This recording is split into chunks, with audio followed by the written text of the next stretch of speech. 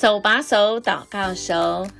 我们看到这个器皿，看到这个很简单的一个长长的器具，我们猜得到是什么吗？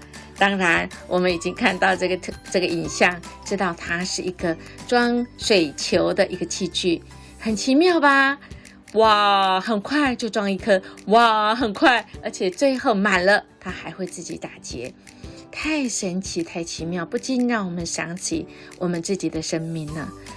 我们这个生命是不是看起来其实很简单，但其实不简单，对吧？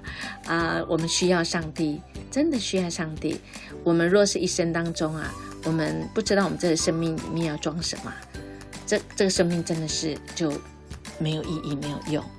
我们就像这气球，装上空气，我们才能够来用，不管是拍球，不管是装饰，装上水呢，它也有不同的用处哦。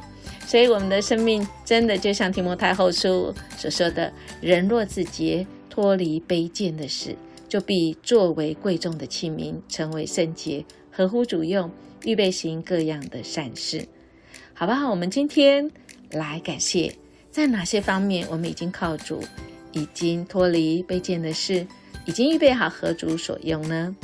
当然我们会发现，很多时候在一些方面我们需要靠主来自洁，合乎主来用，求主来帮助我们。